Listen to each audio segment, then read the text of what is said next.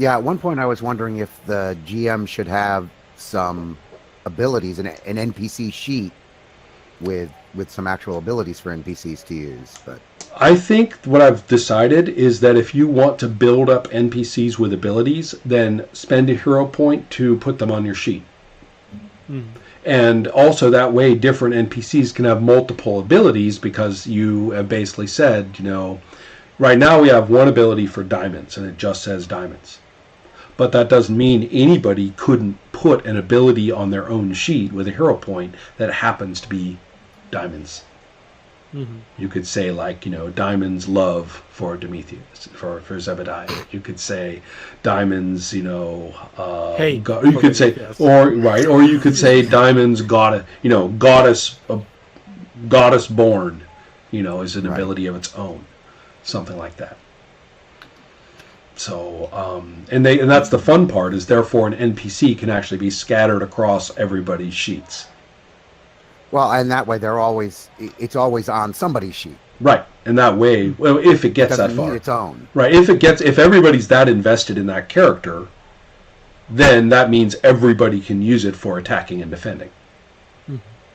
Oh, So- that sounds like the bookkeeping there might get a little hairy. Well, everybody's taking care of the numbers on their own sheets. Mm-hmm. So Yeah, I mean, you do have yeah. the problem of if Diamonds takes damage on somebody else's sheet, shouldn't she also be taking damage on your own? No, because it's just you take damage to abilities. Yeah, like when you take damage to one of your abilities, it doesn't necessarily affect the others. Right. Although I suppose I could live with that. Although the ultimate case, Diamonds gets killed on somebody else's sheet. Well, killed is killed. I mean, that can happen. I mean, that's just the same as saying, well, what if I get killed? Well, that's because you were using that ability. You had that big ability over there, but too bad. And some of the same rules could apply. I mean, different kinds of death for what kind of ability was hit. Yeah, and you could, like, if I have Diamonds on my sheet, but she gets killed on Morgan's sheet, that may mean that she has to change on my sheet, but it may or may not mean that it goes away. The ability. I actually think that it would not change on your sheet. That aspect of her would have been. Well, that's a good question. If she's killed on your sheet, if she's killed on one person's sheet, then the abilities that are hers on everyone else's sheet are probably, to be really cruel, just get scratched out. Well, I mean, it could be, fictionally appropriate, depending on, if you've got, your own love for Diamonds, that doesn't need to go away just because she's killed. Well, yes, that's true too. Diamonds is No, my that's ally, if your own love for diamonds, yes, but that's not Yeah. her ability. Yeah. But if So it's it'll be hers, fictionally dependent to a degree. well, no, it can be a memory. You can use your love What? for diamonds to do something else. Yeah. But it's one of those things like if I have diamond, like my friend from school, and someone else kills cosmic deity diamonds. Okay, yeah, Yeah. her powers are gone, but she's still diamonds, my friend from school. That's a very interesting idea. Yeah. Okay. Yeah. Lots of things to play with here. In a way, I would hate to say this in the rules, and I would have to come up with something better. But the whole idea of, well, if you're talking about an NPC, not a player character, and their death was in the fiction, then what does that mean if this ability if they're killed? And especially if they have multiple abilities at multiple levels scattered all around everybody's sheets. Mm-hmm. So you probably fictionally would have to accept that the character was killed. But that's also like fine. Like if someone kills like the other way around. If someone kills Well, hold on. Diamond, my friend from school, someone else can have. Oh well, The god, right? Well, hold on. Well, that's the trouble, though. I'm saying that's probably not good because there are two things in this system, and it comes from Hero Wars, which are really important, and I'm stating them better than they say in their rules. Which is there are contest outcomes, contest resolution. And that's the contest resolution. And things like killed are contest resolutions. And it doesn't even matter what happens to an ability. You don't have to reduce an ability to 0 to do it. If you say, I'm trying to kill you, and you get a complete victory, that character is dead. I don't care what happens numerically. Right. And then you have, in our game, which is somewhat more locked down than it is in Hero Wars, which are the consequences for abilities. In Hero Wars, those are mostly cosmetic. It's, well, if I get a major victory against me, so my character is dying, then it seems sensible that the abilities, that are relevant to that should all get knocked down hard. And so you're just saying, well, if that's the outcome, then let's do this to the abilities. And there's a little table for how bad it is for the abilities because you took that kind of defeat. But it's not mandated, and it doesn't, taking the ability down to 0 isn't the point. The narrational outcome of that kind of conflict with that degree of success, that's the point. So, and you can't get around that. In Hero Wars, if you take a complete defeat and you were in mortal danger, you're dead. And all those other abilities on the sheet, all the abilities you were using, the abilities you weren't using, they're all on the same sheet, and that sheet is gone. So it seems that if you were to do this in this game, anything that had to do with active agency for that character would have to get scratched off of every sheet if they were killed. So it's a good question. Yeah. But that's the thing. You can kill Barry, the Flash, at the moment, but maybe you are not killing the, I don't know what they call it, the electric. They have some bullshit name for the electric powers, cosmic electric powers, like the Speed Force. Even if you kill on what, like... When did they make that shit up? Yeah, I know. I smell the Crisis on Infinite Earths. That's what I smell. Somehow. So yeah, like you kill the superhero, but maybe the Speed Force is still there, and you don't need to scratch that ability. That depends on... That sounds good for a player character, but not for a non-player character. So that's kind of a... All right, well, we'll have to try it. We haven't tried it yet, right? So, Yeah. All right, so let's go ahead. We haven't had Diamond show up on everybody's character sheet, so... We only have one ability called Diamond so far. Yeah. And that's another reason why I want to be giving out more hero points in the beginning of each session so that people are freed to buy new things, to make new things happen on the sheets. As opposed to using all the hero points to destroy another player character like Alex did. Okay. Actually, that opens an interesting avenue. Yeah. Because I can create an ability and say, friendship with Diamond, and work on it. That's right. Yeah. Right. That's exactly the point. But that's still your character's ability. What I'm saying is you could actually make an ability that is Diamond's. You could say Diamond's love for Zebediah, and it's on your sheet, not on Alex's sheet. Yes, something Right. like that. Right? So, yeah, I'm liking... This is... The idea of 4 character sheets on one massive board, and that's the sheet that we're all looking at, even though you have certain certain privileges regarding pieces of it, that but it really is all one great big fucking sheet. Yeah, I like this distributed approach as a programmer. This thing, this is turn me on.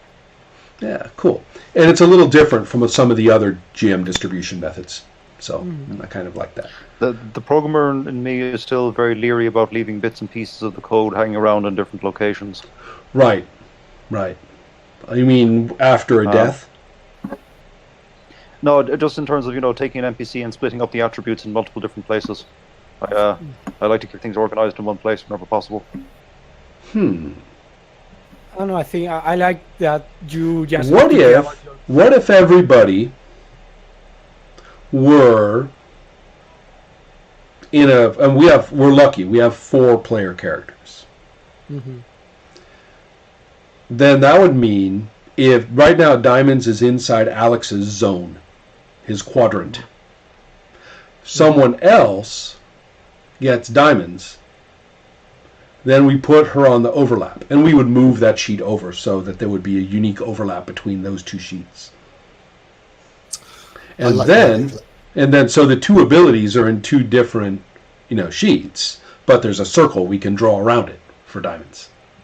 Then if a 3rd player does it, then she moves to the middle. Of course, if we have more than 4 players, then we start getting into 3-dimensional space. Yeah. To do this, but who cares? Because that's groovy. So. Yeah, I mean, I respect the concern that when you distribute it, when something happens in one place, there's consequences that you can't ignore in all the other places, and you have to remember to go and check it and figure it out and all that kind of thing. Yeah, you'd have to use Diamonds as a prefix for all these other abilities. Well, that's okay. I get that. You would know that's what I'm talking about, though. I'm okay with that. There should be, some kind of content. I mean, it might be that you look at it and you say, "Oh no, it's okay," but the problem with distributing it is that you can forget. Right. That wait a minute. Now this all of a sudden we realize, wait, this makes no sense. We just killed her. You can't have that. Right.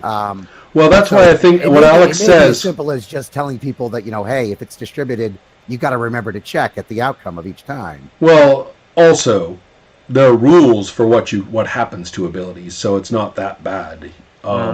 Also, what Alex said about the prefix is exactly what I mean from the beginning of this discussion. I was kind of thinking of prefixing any such ability with a marker.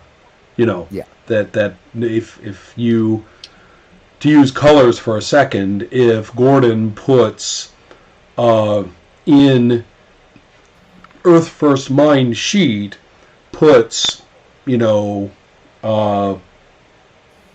I don't know, it would probably be in your cosmic. You would say something about diamonds, something diamonds can do that is part of your cosmicness.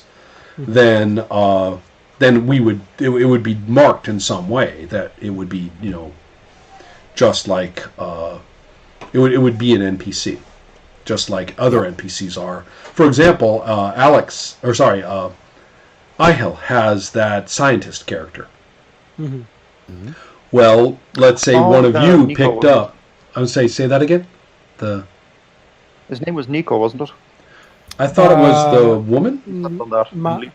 My co-worker was called. Oh, sorry, no, Elena. I'm thinking of the scientist from the future. Right. Yeah, that's the other scientist. Yeah, we have lots of scientist buddies. Yeah. This is the woman who worked on the weird energy field. Yeah. And so if another player, maybe Diamonds is a little too emotionally loaded to keep using as an example. So we should go totally hypothetical and say that for whatever reason, especially because remember that energy field actually set up the technology of the 22nd century. Yeah. So having her maybe be Elena Mendez. Yeah, you could actually put Elena Mendez something in an appropriate quadrant of your sheet for Gordon's sheet for Earth's First Mind. If he cared to do that, that's the kind of thing I'm talking about.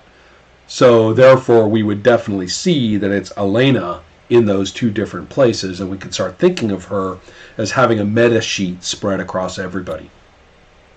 I mean, but do we need to make anything special for that? Because Actually, I'm really thinking not. That's my excitement about I it. think right now you only care about your character sheet, and when it comes time to make a conflict, then you look at others. But that's about it. It's not like a computer when you have one process going to different places in the database. It's just you have 4 processes, each one to its own thing. Right. Correct. And the point is fictionally that different ones could be operating through the Elena circuit. Yeah. Yeah. So. Yeah, like Elena is 6 as a theme on the fiction, like and all the abilities are distributed somewhere else, but Right. as an NPC she's in the fiction, and we know That's what NPCs are like. And isn't that Yeah. the same as the supervillains, or the same as the cool characters like Rick Jones in Marvel Comics, with these different roles through the different cosmic characters? Mhm. So yeah, it's yes, quite interesting. That's one thing. Actually, we don't have any explicit generation process for supervillains. in the I system. think that's how we're doing it. And so if somebody else wanted to take Chin Lao, I mean, Alex really wanted to use that ability Chin Lao. Do you see how he would have done it? Now that we know the rules better, now that the rules have evolved a little bit, now in retrospect we know how you would have done it. You would have spent a hero point. Okay. Yeah, that And works. then you had an ability that involved, Wrath of Chin Lao, right? As opposed to just that child of Chin Lao, which is part of Azimuth's situation. Alex now plays the Wrath of Chin Lao as an entity of its own. All right.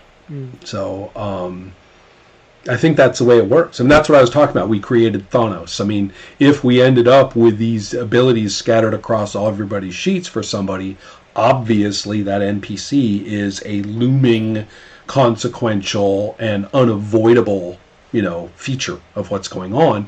And if you want them to be a super villain, no problem. You've got something on your sheet, do something villainous. Right? So I mean, and since you are attacking other characters with your abilities, you are like, yeah, I'm going to take this ability for this Right. NPC and use it, and suddenly she's evil. and not only that, but you are perfectly capable of creating, negative features for it with hero points. I'm almost sort of amused at the idea of saying, okay, everybody start the session with 3 hero points, and everybody goes wham, wham, wham with all 3. And 12 abilities suddenly appear across the game, and we're all looking at this new situation and saying, oh my God, that's obviously an extreme case, but you could see that to some extent could be happening. Maybe this is just being a bit of a prima donna, but I like the idea of having some kind of veto power over what Chin Lao turns into. Yeah, you see, that's where I'm thinking that maybe we don't.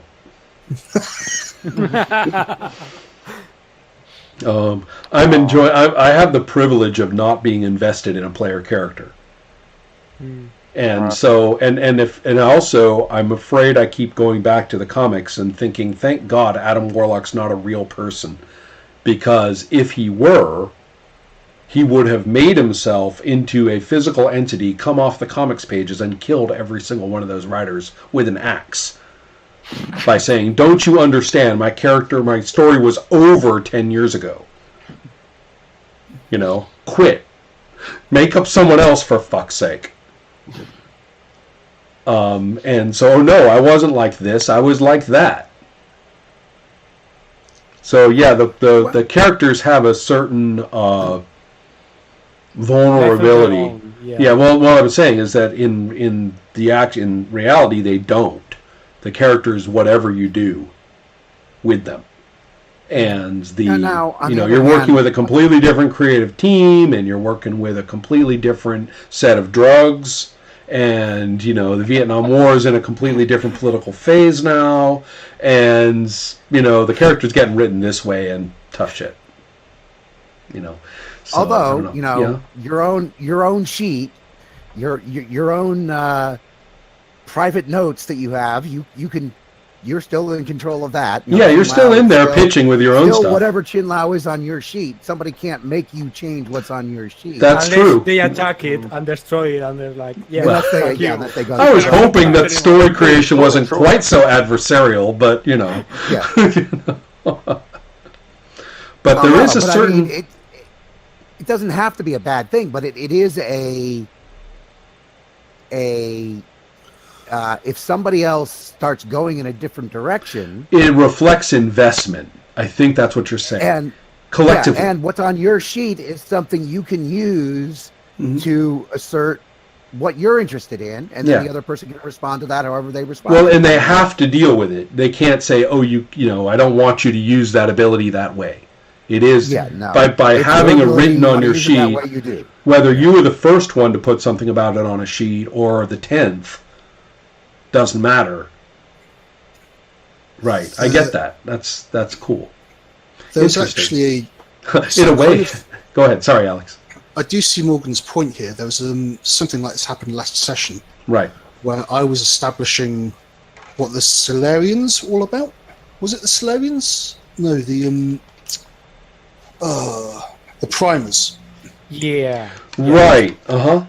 And I was like, it's a bit weird actually doing it over Skype or voice chat. Like if it was normal session, I'd be like, there'd be some back and forth. Do you Right. mind if they're like this? I've got this idea. Let's kind of build it up. Well, it's kind So of kind of yeah, it's kind of asking for interesting. feedback. That's a really good question about this because again, a lot of these terms are just words on a page. They're evocative when they're first written down. And some of them might be very clear in your head when you wrote them down and you're very committed to them being a certain way. And others you just wrote down on a page and you're just like, well, I guess we'll find out. And that's encouraged, both of those. Yeah. So therefore, figuring out what they are in some ways is really a matter of use. We'll have to go back to the video, but as I recall, there was some reason why I said we can't work it all out about what those things are. I mean, I just said I'll have to. like for me, the ability in question, I created it as an open question, and I was like, yeah, I have no idea. You answered it. Right. For me. Right. And so, Yeah. I didn't want to take authority over Right. potential Hydra's backstory. Right? right. And Yeah, that's an but I important. Yeah, it's an But I was interesting like, question. yeah, I don't care. Like, Yeah. go and do something cool with it. Or like, for example, what I did with the. I'm sorry, Morgan. Go ahead. Well, I was saying if the other player doesn't mind it, that's fine. But what if the player kind of does mind?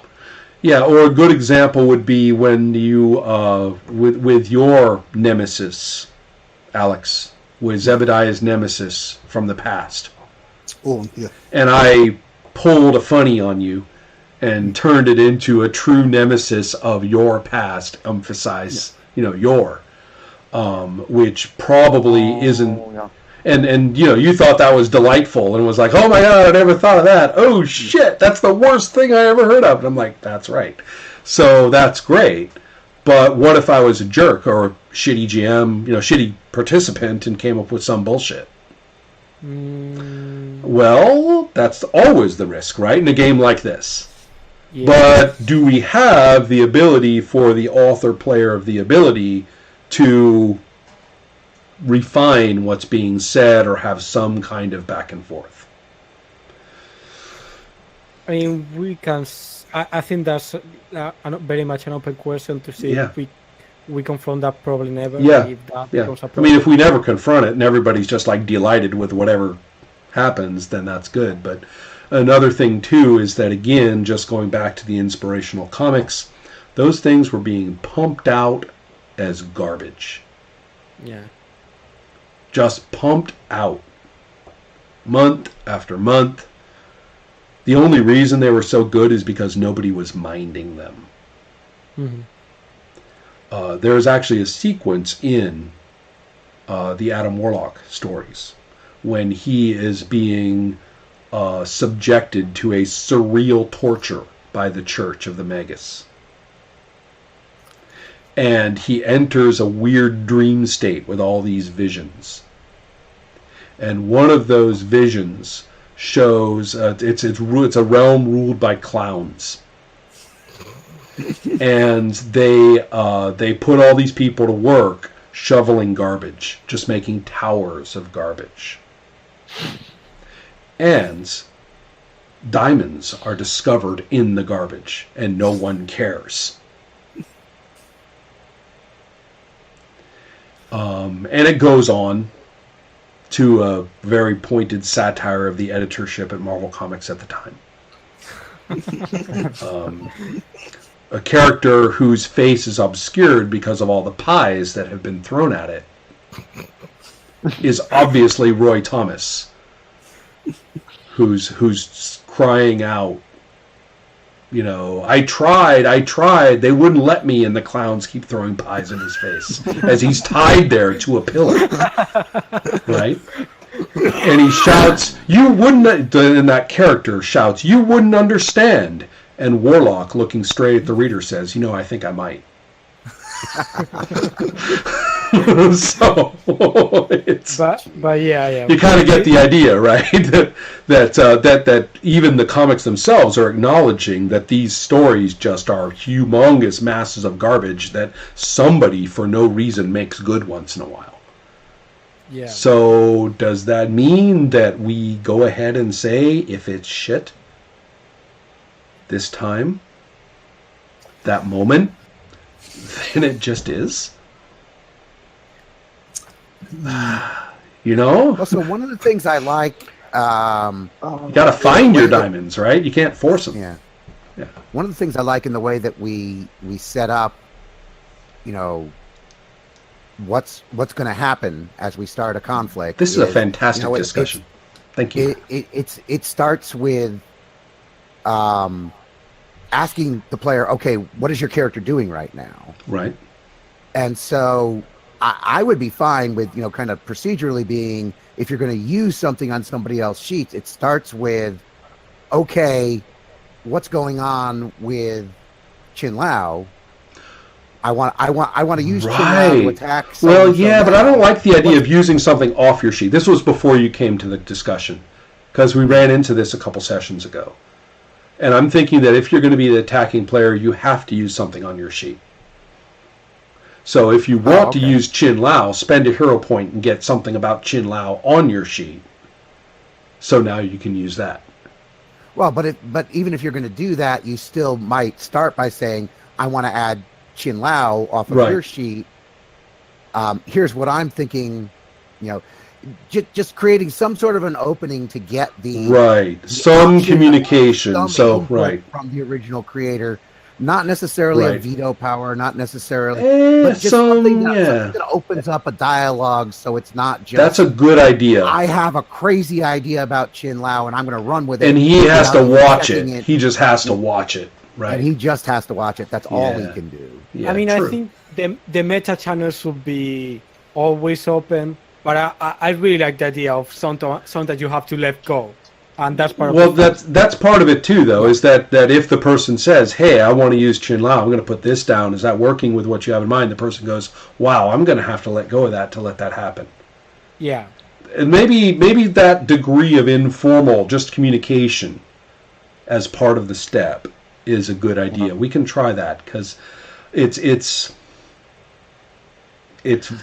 socially and emotionally very well suited to what we're doing. You don't really want to let somebody grab onto something and say, no, you can't do that. But if he blows your mind, just run roughshod over them either. Right, but if he blows your mind with what he was about to say, or what he wants to say, you can stay open to that. You can say, wow, I never dreamed of such a thing, but let's go with that. Chin Lao is now all kinds of things in addition to my thing. You know, that's. I think or the other way around, where who wrote Thanos in love? Thanos is in love with death, right? Yeah. Thanos' love for death. Who wrote that on which sheet? Yeah. Right. Well, and it could be either way, right? It could have been that somebody said, "I want to use Thanos," and the person who had Thanos said, "Oh, by the way, he's in love with death." Right, or it doesn't matter. Yeah, one or the other could suggest. But you're right that once you open up that moment of channels with no real obligation, but look at what can happen. Yeah, that's.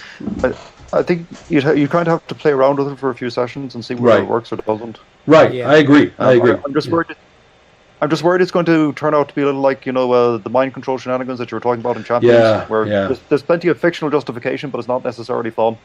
Right. Oh, yeah, I agree. And and also people can talk things to death, too. You guys know I'm a big foe of talking things to death during play. So, yeah. This is what it's a hard trade-off. It's a hard trade-off. It's the weird thing I'm finding with voice playing online is because I'd often in saying around in table, I would sometimes contest things. There'd be about a 10-second conversation. Right. Mm-hmm. We come to an agreement and then go on. That's a little bit harder to do with voice for some reason. I agree. And one thing that's been frustrating me is how come what feels like exactly the same session is always an hour longer online. Something about it makes that happen. So, anyways, cool. I didn't really mean for the whole thing to turn into this long of a deconstruction, but it was really, really, really valuable. I mean, this is a fantastic playtest discussion.